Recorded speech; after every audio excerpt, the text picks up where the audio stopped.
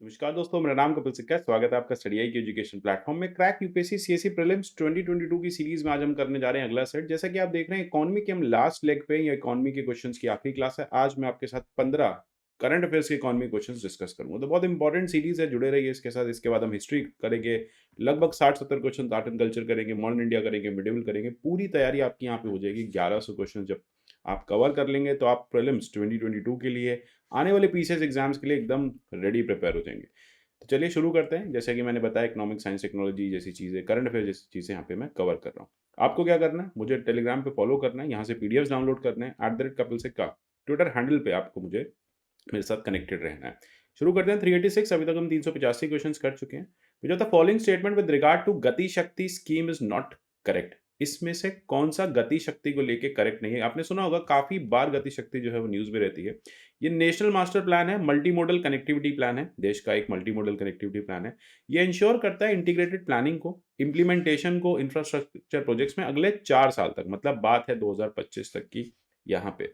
अच्छा, ये जो है नेशनल इंफ्रास्ट्रक्चर पाइपलाइन 2019 में जो आया था, उसको अपने साथ सब्स्यूम कर लेगा। विच of the following is incorrect? याद रखिएगा, ये यहाँ पे पूछा नॉट करेक्ट, सारे ही करेक्ट हैं, यही ऐसा ही होगा। तो इसका एम क्या है? इंटीग्रेशन करना है, 4 साल तक कॉस्ट बचाना है, जॉब्स क्रिएट करना है, एक्सपेंडिचर को करना है, और जिससे ज़्यादा से ज़्यादा जॉब्स हो। अच्छा, सबसे ज़्यादा इंफ्रास्ट्रक्चर जो है लगभग 110 लाख करोड़ का, जो हम नेशनल इंफ्रास्ट्रक्चर पाइपलाइन में लाए थे, उसके बाद सब्स्यूम कर दिया जाएगा। एक गति डिजिटल प्लेटफॉर्म क्रिएट किया जाएगा, जहाँ पे प्रोजेक्ट्स को प्लान किया जा सकता है, इंप्लीमेंट किया जा सकता है एफिकेशियस मैनर में। ठीक है, तो सबसे ज़्यादा रियल टाइम आप ट्रैकिंग भी कर सकते हैं गति शक्ति प्लेटफॉर्म के थ्रू। सिंपल है। टेक 7 काफ़ी न्यूज़ में रहते हैं, जान लेते हैं इसके बारे में भी। क्या होते हैं टेक 7? अगर मैं आपसे कहूँ कैरेक्टरिस्टिक्स बताइए, तो आप क्या बताएंगे? हाई इनकम टैक्सेस यहाँ पे चार्ज किए जाते हैं, लैक ऑफ ट्रांसपेरेंसी होती है ऑब्लिगेशंस को लेके, मिनिमम रिपोर्टिंग ऑन इन्फॉर्मेशन होती है, क्या आपने कमाया क्या नहीं कमाया। देखिए, अगर यहाँ पे हाई इनकम टैक्स होते ना, तो ये कभी टैक्स हेवन नहीं बनते। टैक्स हेवन का मतलब यही हो जाता है लो इनकम टैक्स या जीरो इनकम टैक्स, लोएस्ट, लो भी नहीं, लोएस्ट इनकम टैक्स, या फिर मैं आपको बोलूँ जीरो इनकम टैक्स। तो ये होता है। तो यहाँ पे अगर वन आप हटा देते हैं तो ऑटोमेटिकली देखो, एलिमिनेशन से आपका आंसर बन गया, आपको कुछ करने की जरूरत नहीं। कुछ बहुत सारे क्वेश्चन ऐसे होते हैं जिसमें आप एक कीवर्ड पकड़ के अगर एलिमिनेशन कर देते हैं, तो आपकी जो राहें वो आसान हो जाती है। तो 2 एंड 3 जो है वो करेक्ट आंसर है। तो रिसेंटली एक रिपोर्ट आई कि कैसे यूनाइटेड स्टेट्स के लोग जो हैं, जो रिच लोग हैं, वो अपनी इनकम को हाइड कर रहे हैं। कहाँ हाइड कर रहे हैं? टैक्स हेवंस में। ठीक है, टैक्स हेवंस जैसे कि आपको पता है कि वर्ल्ड ओवर बहुत सारे, मॉरिशस है, सिंगापुर को भी कई बार कहा जाता है। ठीक है, तो इस तरह की जो कंट्रीज हैं। देन उसके बाद कैरिबियन आइलैंड्स के बहुत सारे देश हैं जो टैक्स हेवन कहलाते हैं। यूरोपियन देश हैं, स्विट्जरलैंड जैसे देश हैं, जो टैक्स हेवन कहलाते हैं। तो ये टैक्स हेवन जो है इसी पर्पस के लिए क्रिएट किए जाते हैं कि जो अमीर लोग हैं दुनिया भर के, अपनी वेल्थ को वहाँ जाके छुपाएं, क्योंकि वहाँ पे रिपोर्टिंग जो होती है ना इन्फॉर्मेशन की, वो अलाउड नहीं होती। बहुत ही ओपेक मैनर में ये कंट्रीज काम करती हैं। इनके यहाँ किसका पैसा आया, किसने जमा किया, क्यों आया, कोई नहीं पूछता। चलते हैं। Which of the following organization has announced global deal to ensure global minimum tax? आपको याद होगा सितंबर में काफी ज्यादा इसके बारे में चर्चा हुई थी कि 15% का ग्लोबल मिनिमम टैक्स जो है वो ग्लोबल कंपनीज को देना पड़ेगा। कोई ऐसी कंपनी है, अमेजॉन है, ठीक है, गूगल है, ये दुनिया भर की कंट्रीज में ऑपरेट कर रही हैं, इनकी काफ़ी ज़्यादा प्रेजेंस है, तो इनको एक मिनिमम टैक्स जो है वो देना पड़ेगा जिस कंट्री में ये वैल्यू क्रिएट कर रही हैं। किसने ये डील की थी? ये ओईसीडी ने मिलके ये डील की थी, और कहा जा रहा है कि काफ़ी ज़्यादा कंट्रीज को इससे बेनिफिट होने वाला है। अब नेक्स्ट है, आप आगे देखेंगे, इंडिया भी वैसे आपको बताइए इसका पार्ट है। तो इसको इफेक्टिव टैक्सेशन के लिए बिग टेक कंपनीज के लिए लाया गया था। कंपनीज जो कि कॉम्प्लेक्स वेब्स बना के चलती हैं, लो टैक्स हेवन से काम करती हैं, ठीक है, जैसे ब्रिटिश वर्जीनिया आइलैंड्स है, बहामास है, पनामा है, आयरलैंड है, यहाँ से ऑपरेट कर रही हैं। तो इनके लिए ये 15% का मिनिमम टैक्स होता है। Next is UNCITRAL, United Nation Commission on International Trade Law. ठीक है, ये भी न्यूज़ में था। जान लेते हैं इसके बारे में, कौन सी ऑर्गेनाइजेशन है ये कोर लीगल बॉडी है यूनाइटेड नेशन की, जो इंटरनेशनल ट्रेड लॉ में डील करती है। इसके इंसेप्शन से इंडिया जो है 8 कंट्रीज, इंडिया जो है वन ऑफ द 8 कंट्रीज है जो मेंबर है यूएनआईसीटीआरएल का। यहाँ पे दोनों ही स्टेटमेंट्स करेक्ट हैं। मिनिस्ट्री ऑफ कॉर्पोरेट अफेयर्स ने पब्लिश किया था ड्राफ्ट फ्रेमवर्क, जिसमें उन्होंने क्रॉस बॉर्डर इंसॉल्वेंसी प्रोसीडिंग की मेरे बारे में बात की है। उन्होंने कहा कि हम अपने इंसॉल्वेंसी बैंकरप्सी कोड को इसी मॉडल पे लेके आएंगे। ये है क्या? ये कोर लीगल बॉडी है यूनाइटेड नेशन की, जो इंटरनेशनल ट्रेड लॉ को इंप्लीमेंट करती है। 1966 में इसको स्टैब्लिश किया गया था। इसका फंडा क्या है कि peace and security, friendly relations maintain करना, ठीक है, जितने भी लेजिस्लेटिव गाइड्स हैं उनको मेंटेन करना, और जो कंट्रीज, जो कंपनीज एक दूसरी कंट्री में ठीक से काम कर पाए, इसके लिए लीगल फ्रेमवर्क, ट्रेड लॉज के स्टैब्लिश करना। चलते हैं आरबीआई को लेके। आरबीआई ने भी 4 टियर रेगुलेटरी फ्रेमवर्क लेके आई है फाइनेंशियल इंस्टीट्यूशंस के लिए। कौन से फाइनेंशियल इंस्टीट्यूशंस के लिए ये रेगुलेटरी फ्रेमवर्क जो है वो लाया गया है? Payment banks, NBFC, small finance bank, foreign banks. तो NBFC is the right answer, ठीक है।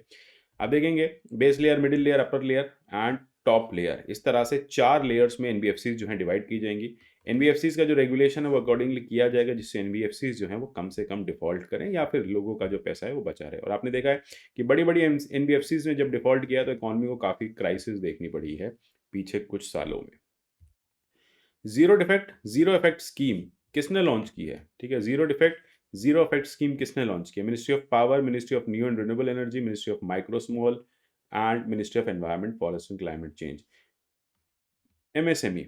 ठीक है, जीरो इफेक्ट फंडा यही है कि आपको इस तरह की स्कीम्स के थ्रू एमएसएमई को बढ़ावा देना है।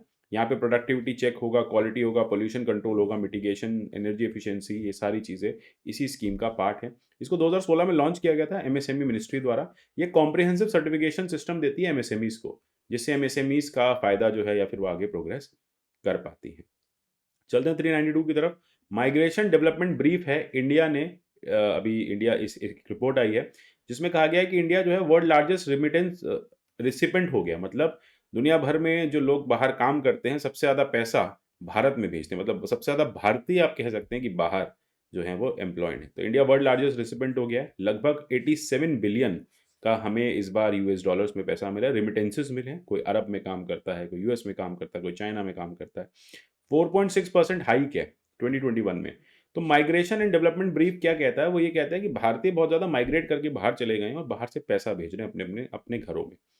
कौन इसे रिलीज करता है, बात यहाँ पे ये है। ठीक है, ये तो एक स्टेटमेंट हो गया जो आपके लिए एज अ फैक्ट भी काम करेगा। अब आपको बताना कौन इसको रिलीज करता है। वर्ल्ड बैंक इस रिपोर्ट को रिलीज करता है। तो वर्ल्ड बैंक ने कहा कि सबसे ज़्यादा इंडिया, फिर चाइना, मैक्सिको, फिलीपींस और इजिप्ट, यहाँ पे जो है रेमिटेंसेज आते हैं। और बिगेस्ट सोर्स क्या है? लगभग 40% रेमिटेंसेज भारत में यूएसए से आती हैं। With regard to all India survey on domestic workers, आपको बताना which of the following is correct. First ever survey है इंडिपेंडेंट इंडिया में, ऑल इंडिया डोमेस्टिक वर्कर्स का सर्वे किया गया। इसे union minister labour and employment ने रिलीज किया था। और एम क्या है? ये देखना है कि जो डोमेस्टिक वर्क है या हाउस होल्ड वर्क है वो किस प्रपोर्शन में मेजर स्टेट्स में चल रहा है। तीनों ही स्टेटमेंट यहाँ पे करेक्ट हैं। ऑब्जेक्टिव क्या है ये देखना है। हाउस होल्ड एस्टिमेट्स क्या है? Live in live out domestic workers की, डोमेस्टिक हेल्प्स की। ठीक है, कितने वो घर में रह के काम कर रहे हैं, कितने बाहर जा रहे हैं, किस तरह के हाउस होल्ड में वो इन्वॉल्व हैं, किस तरह का वो काम कर रहे हैं। सर्वे जो है 37 स्टेट्स, यूनियन टेरिटरी सब मिला के मतलब अक्रॉस द कंट्री डील कर रहा है। नेक्स्ट क्वेश्चन आता है सिग्निफिकेंट इकोनॉमिक प्रेजेंस प्रिंसिपल।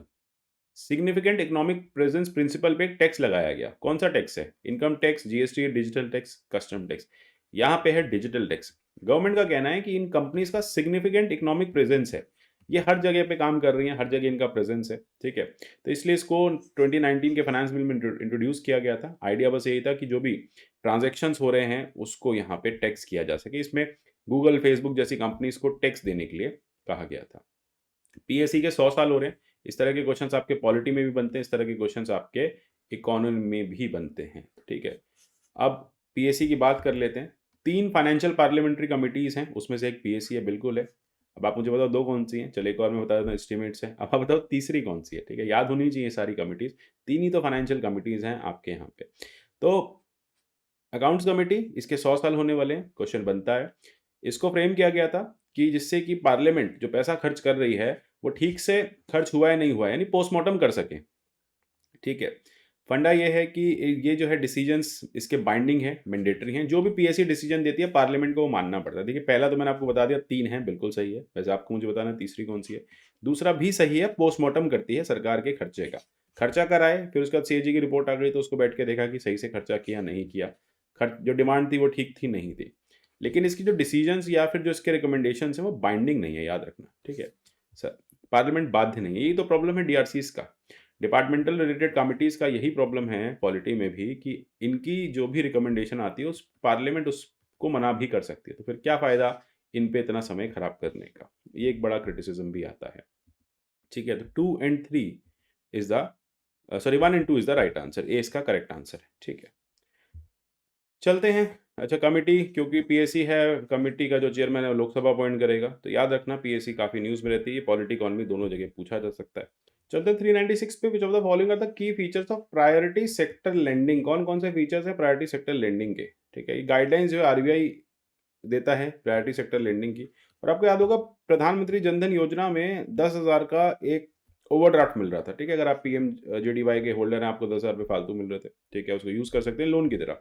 तो क्या ये भी पीएसएल का पार्ट है? ये भी पीएसएल का पार्ट है। प्रायोरिटी सेक्टर होता क्या है? देखिए, प्रायोरिटी सेक्टर ये कहा गया है कि लगभग 40%, लेटेस्ट से अगर बैंक के पास 100 रुपये हैं तो उसमें से 40 रुपये जो है वो प्रायोरिटी सेक्टर में जाएंगे। कौन कौन से सेक्टर्स हैं वो? Agriculture, micro economic, export, education, housing, social infrastructure, renewable, others. Others में एससी एसटी स्कीम्स आ जाएंगी। ठीक है, तो इस तरह से प्रायोरिटी सेक्टर जो है वो इंपॉर्टेंट हो जाती है। जब अच्छा, सबसे बड़ा जो सब टारगेट हम देखें तो सबसे ज़्यादा पैसा एग्रीकल्चर को जाता है। अमंग दैट 40%, 18% जो है एग्रीकल्चर सेक्टर में देना होता है, बैंक्स को लोन देना होता है। Consider the following statement with regard to और with reference to base erosion and profit shifting, BEPS के बारे में आपको बताना है। एम क्या है? Profits are taxed where value is created. फंडा भाई यही है, वैल्यू क्रिएट हो रही है भारत में, गूगल काम कर रहा है भारत में। ठीक है, या फिर कोई भी कंपनी है वो मैन्युफैक्चरिंग कर रही है इंडिया में, लेकिन वो अपनी सब्सिडरी को मलेशिया में बेच देती है टैक्स बचाने के लिए, और फिर मलेशियन सब्सिडरी प्रोक्योर करके आगे बेचती है क्योंकि मलेशिया में टैक्स कम है या मॉरिशस में टैक्स कम है। ऐसा एक एग्जाम्पल मैं आपको बता रहा हूँ। तो इसी को कहते हैं base erosion and profit shifting. जबकि कम वैल्यू क्रिएट हुई भारत में, प्रोडक्ट बना भारत में, सबसे ज्यादा टैक्स भारत सरकार को मिलना चाहिए, लेकिन टैक्स बचा के ये लोग बाहर ले जा रहे हैं। तो ये एम इसका है। ओईसीडी का एक इंक्लूसिव फ्रेमवर्क है जो मॉनिटर करता है इस प्रोग्रेस को। ठीक है, अब आपको बताना है इसमें से कौन सा इनकरेक्ट है। तो बहुत सिंपल है, न्यूज में रहता है बार बार। ओईसीडी G20 के फ्रेमवर्क की अगर हम बात करें तो ये वो यहाँ पे नहीं आएगा। ठीक है, तो फंडा क्या है, इसकी रिपोर्ट एनुअली आती है, बाय एनुअली नहीं आती। बीईपीएस क्या है, हर साल इसकी रिपोर्ट देता है, साल में एक बार। ठीक है, रिपोर्ट आती है और जिससे पता चलता है कि किस तरह से हमारे पास मेजर्स हैं, हमने इंप्लीमेंट किया है। चलते हैं 398 नेशनल इन्वेस्टमेंट इंफ्रास्ट्रक्चर फंड के बारे में बात कर लेते हैं। It was establish by government of India and is first sovereign wealth fund of India. सही बात है। It aims to raise funds through suitable instruments which are offshore credit enhanced bonds. Which of the following is correct? दोनों ही correct हैं। देखिए, offshore bonds के थ्रू, category 2 bonds के थ्रू इसको आप पैसा रेज कर रहे हैं। ऑफशोर बॉन्ड्स मतलब लेटेस्ट से सरकार का जो नेशनल इंफ्रास्ट्रक्चर इन्वेस्टमेंट फंड है, इसमें बाहर की कंपनीज जो हैं या फिर जो सोवरेन बैंक्स हैं, वेल्थ फंड्स हैं, वो इसमें इन्वेस्ट कर सकते हैं लॉन्ग टर्म। पैसा कहाँ शुरू यूज होगा? नेशनल इंफ्रास्ट्रक्चर रिलेटेड प्रोजेक्ट्स में। ठीक है, इंफ्रा प्रोजेक्ट्स में डाला जाएगा। जैसे यूएई का अपना सोवरेन वेल्थ फंड है, सिंगापुर का सोवरेन वेल्थ फंड है, इसी तरह भारत सरकार ने पहली बार ये सोवरेन वेल्थ फंड क्रिएट किया था लास्ट ईयर। अच्छा, हरफिंडल इंडेक्स जो है वो न्यूज में था, किसको लेके रिलेटेड, किससे रिलेटेड है ना? हरफिंडल इंडेक्स जो है वो मार्केट की कॉम्पिटिटिवनेस देखता है। वो ये देखता है कि दो कंपनीज का अगर मर्जर एक्विजिशन हुआ है, इसको हरफिंडल हार्कमैन इंडेक्स कहते हैं। ठीक है, याद रखना, HHI कहा जाता है। कॉमन मेजर है, डिटरमाइन करता है पोस्ट MA ट्रांजेक्शंस। ठीक है, यहाँ पे देखा जाता है कि अगर दो कंपनीज का लेटेस्ट से मर्जर एक्विजिशन हुआ है तो उससे कॉम्पिटिटिवनेस कितनी कम हुई है। जैसे आप देखें, जियो ने वोडाफोन खरीद लिया, अगर हम कहें तो इससे क्या होगा, मार्केट में कॉम्पिटिटिवनेस जो है वो और कम हो जाएगी। तो जितने मर्जर एक्विजिशंस होते जाते हैं उतने कंपटीशन है खत्म होता जाता है। तो कॉमनली इसी तरह से देखता है कि किस तरह से आप यहाँ पे मार्केट में कॉम्पिटिटिव कम कर रहे हैं, कॉम्पिटिटिवनेस बढ़ा रहे हैं। गिग इकॉनमी काफ़ी न्यूज़ में रहती है ना, इसको समझ लेते हैं क्या होता है। ये बात करती है फ्लेक्सिबल टेम्परेरी फ्रीलांस जॉब्स की, जिसमें क्लाइंट्स या कस्टमर्स को ऑनलाइन प्लेटफॉर्म के थ्रू कनेक्ट किया जाता है। डेवलप कंट्री जैसे कि यूएस जो अर्ली अडॉप्टर्स थे गिग इकॉनमी की, क्योंकि हाई रेट ऑफ डिजिटाइजेशन था, इकोनॉमिक डेवलपमेंट था, डिस्पोजेबल इनकम काफ़ी ज़्यादा थी, तभी तो अमेजोन वगैरह पहले वहाँ हिट हुए। ठीक है, और आप देखेंगे उबर पहले वहाँ हिट हुई और फिर भारत में आई, या फिर भारत में इसके तरह के ही स्टार्टअप्स बने। ठीक है, तो दोनों ही यहाँ पे जो है वो करेक्ट है। गिग इकॉनमी होता क्या है? देखिए, गिग इकॉनमी टेम्परेरी वर्कफोर्स का पार्ट बनाता है, जिसमें आप एक फुल टाइम जॉब में नहीं होते। ठीक है, आप एक पेड फुल टाइम जॉब में नहीं होते। आप अपनी मर्जी से कभी भी लॉग इन कर सकते हैं, कभी भी आप लॉग आउट कर सकते हैं, कभी भी कोई आपके ड्यूटी आवर्स फिक्स नहीं होते। जैसे उबर का कोई ड्राइवर है, उबर पार्टनर, जोमैटो डिलीवरी पार्टनर, ये सब क्या है, गिग इकॉनमी के पार्ट है। ठीक है, तो गिग इकॉनमी में होता क्या है कि सब अपने हिसाब से जॉब्स कर सकते हैं, एक्स्ट्रा टाइम डिवोट कर सकते हैं। ठीक है, और अर्निंग्स जो है बढ़ा सकते हैं। अच्छा, ये होता क्यों है? क्योंकि लोगों की डिस्पोजल इनकम बढ़ती जा रही है। भारत में देखिए पैसा बढ़ता जा रहा है, लोगों के पास डिस्पोजेबल इनकम बढ़ी है। अब वो डिस्पोजेबल इनकम बढ़ने की वजह से लोग जो हैं वो गिग इकॉनमी में इन्वेस्ट करने लगे, मतलब यूज़ करने लगे हैं सर्विसेज। आप जोमैटो से ऑर्डर करने लगे हैं, आप ओला उबर यूज़ करने लगे हैं, तो इस हिसाब से इकॉनमी भी राइज कर रही है। तो लीडिंग ग्लोबल कंपनीज़ जो हैं वो इस तरह से काम करती हैं और ग्लोबल गिग इकोनॉमी की जो बात हम बात करें तो यूएस जो है इसका लीडर है। इंडिया में काफ़ी बड़ी पोटेंशियल है, तभी इंडिया में इतना ज़्यादा इन्वेस्टमेंट फंड्स जो है वो इन गिग इकोनॉमी वाले सेक्टर्स में या स्टार्टअप्स में आ रहा है। यही जानना था इकोनॉमी में, काफ़ी 150 क्वेश्चंस हम इकोनॉमी के कर चुके हैं। आशा करता हूँ क्लियर हो गया होगा। एक बार लास्ट में इकोनॉमी का करंट अफेयर्स ज़रूर करेंगे। लास्ट में एक सीरीज़ में लाऊँगा आपके लिए करंट अफेयर्स की भी। तो जुड़े रहिए हमारे साथ। तब तक के लिए goodbye, take care and God bless you all.